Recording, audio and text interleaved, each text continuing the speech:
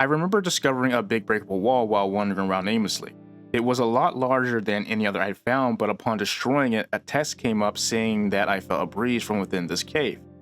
My first reaction is that I must have discovered something here, some kind of set piece, and so of course I ventured deeper, being greeted with journal entries along the way.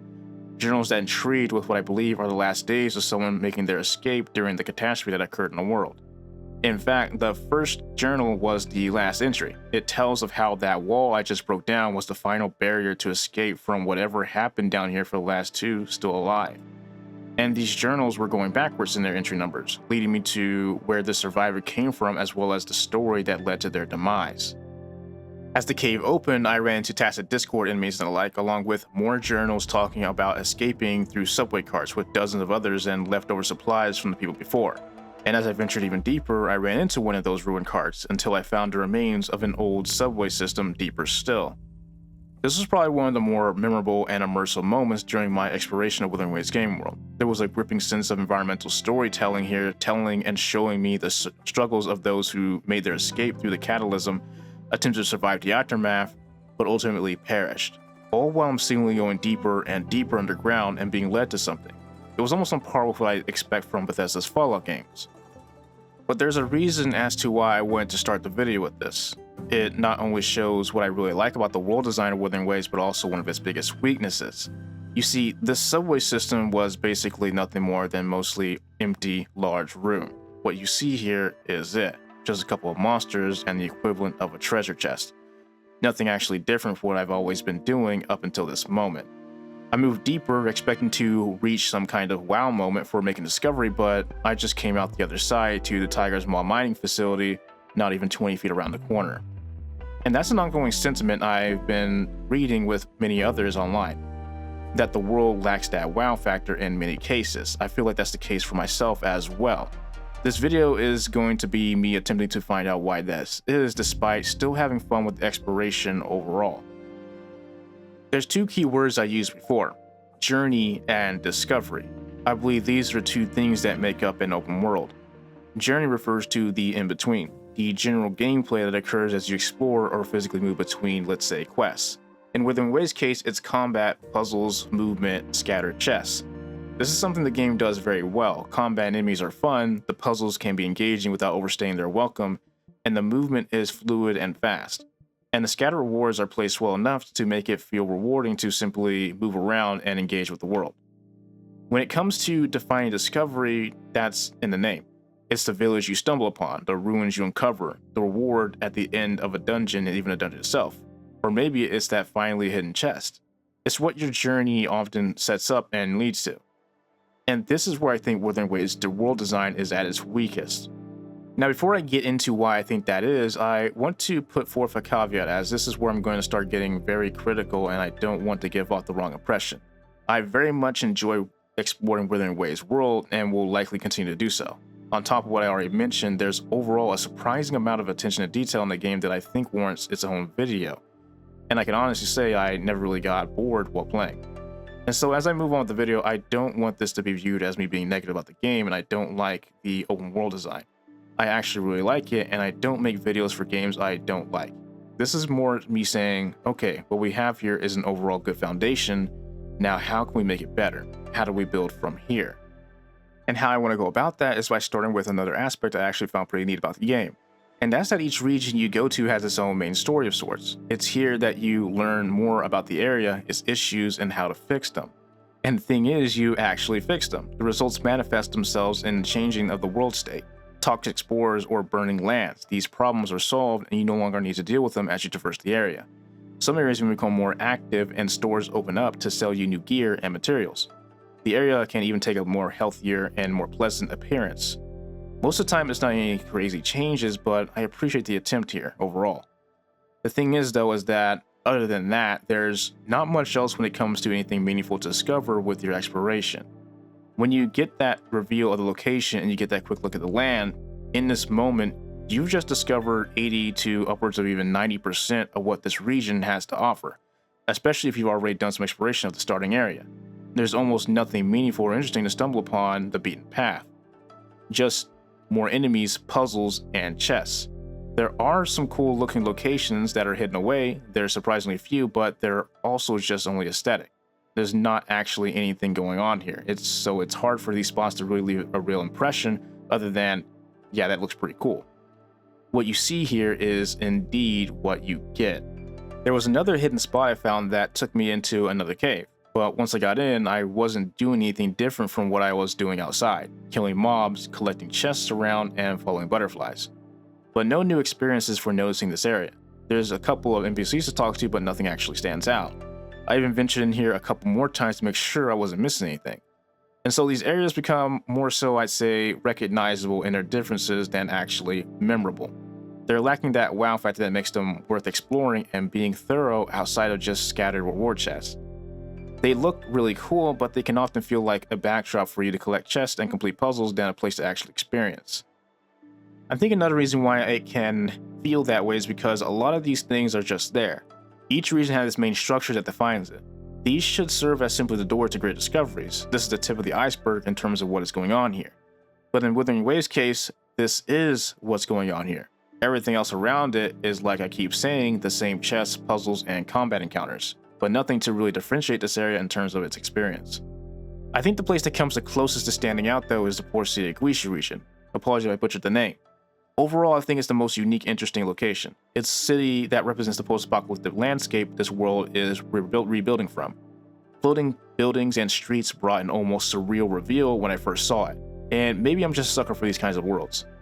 There's also a sense of delving deeper as you come closer to its center. The outskirts are smaller ruins and fields. Highways and floating cars lead within. It's also where you meet other friendlies, including exile groups. Then you get to the city itself. It's here that there's an attempt to make traversing it something you had to put a little bit of thought into the first time you're here, as touching the grass with red flowers means you start to burn. And so the area was made with that in mind. And deeper still is a crater where the area's flaming boss resides.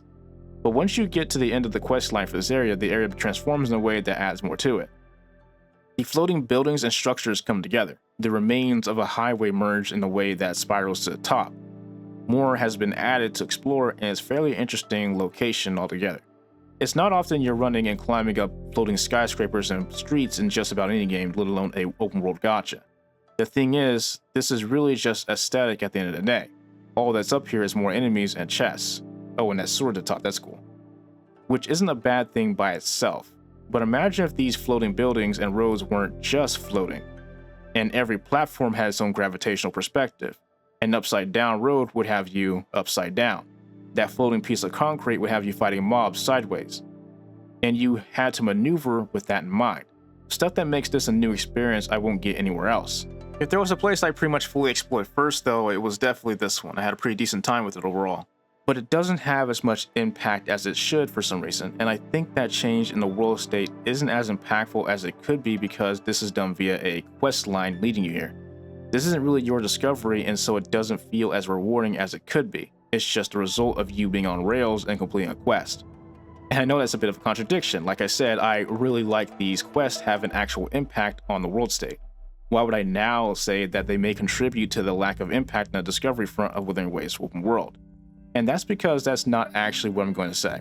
And I'm also not saying the quest was bad either. It's actually one of my favorites. But before I talk about what I really mean, I think it's about time I mentioned the music and how it contributes.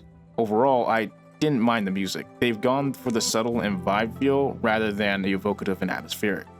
I do think it may be overdone on this front though. There's only like 3 tracks that stand out to me, and they're the tracks that go that evocative and atmospheric route. Everything else is easily forgotten since they're all so subtle and blend together as a result. They never leave a lasting impression, which perhaps isn't really the goal of the music anyways, maybe. But with that out of the way, back to the issues I was talking about before. The issues I put forth when it comes to the game's sense of discovery are as follows. What you see is what you get. There's not much going on outside the initial reveal. Anything that is hidden away is little more than eye candy, and anything you interact with and discover off the beaten path is often just more enemies, puzzles you've already seen and done. You're not really getting a new experience as you delve deeper into land outside of specific quests, and so these areas can look different but ultimately play the same.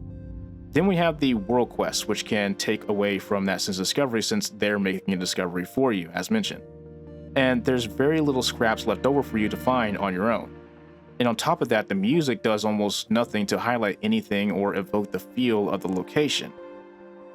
And I think there's a pretty simple solution to just about all of this. And no, it's not to get rid of the world quests, these are good. The answer to all of this is that the devs actually already have the answer, it's just not in the open world. Instead, there's separate instances, domains you need to load into, companion quests, material farming locations. Most of the best locations in the game are places you spend 30 seconds in farming materials and XP. These places even have some of the best music in the game. They do things that leave an impression. Although I don't have the footage, Jian's companion quest domain is probably one of the best locations in the game, if not the best. Then we have this area where you spawn in, kill the mobs in 30 seconds, then spawn out. The thing about these instances is that they're based on a region they dwell in, and so it makes me wonder why they didn't just put these areas in the open world instead and use a more generic, forgettable spot for these instances you don't spend much time in at all. This honestly feels more like a ruined city than the port city of Guizu itself. I actually wish I could be here and explore this. Imagine if there was an area in the overworld dedicated to looking like this and traversing came with interesting ways to use your movement. Imagine if this was what it looked like as you delved deeper into the port city of Guizu and came closer to the crater. Minus the cards, of course. There was even this hidden dungeon that had its own separate puzzles that are some of the most interesting in the game. As like the battery ones, these are more so environmental puzzles, not just random playground activities. These not being incorporated into the open world itself in some way is a missed opportunity. I was thinking about maybe it's because of the limitations of being mobile. Maybe there's only so much memory that can be handled at one time, so they made the most of it by making a separate instance to load. I'm just guessing though. Anyways, they show they already have the tools and talent. They've just got to find a way to put this in the world itself, like this hidden dungeon. By the way, like every other discovery, this is only uncovered via a questline. This would make the world feel so much more rewarding to seamlessly stumble upon some ruins that had you moving these walls around instead of being a one and done instance. And completing these while fighting monsters could lead to something even cooler. Again, these would just feel a lot better in the world itself and left for you to find on your own. It would add to some much needed discovery to the world in the form of actively participating in it. It's the difference between an open world being an experience versus just a playground hub. But with all that being said, I'm not saying Wuthering Waves open world is bad by any means. I think overall what we have here is a solid foundation. But any new areas that they bring to the game need to start bringing along new experiences. Perhaps not a complete overhaul, but it shouldn't feel like I'm just going through the motions no matter where I am. I also do understand that this is 1.0. And judging from some teases of 1.1, it looks like an already well done foundation is going to get just a lot better rather soon. And so I'll conclude with this. As I said before, I absolutely enjoyed exploring Wuthering Waves' world. I think that there are some overall really good ideas put forth and a great foundation has been set. And like I said with my previous video, I expect to be impressed rather soon. I just think they need to find ways to incorporate the creativity they have in these instances as experiences to have in the open world itself. So with all that being said and done, I think we'll go ahead and cut the video here. If you enjoyed the video, it would mean a lot if you let the like and subscribe. And if you have your own thoughts about Wuthering Waves world design, let me know in the comments below. I always like to see what people's thoughts are on these things. I'll see you guys next time. Peace.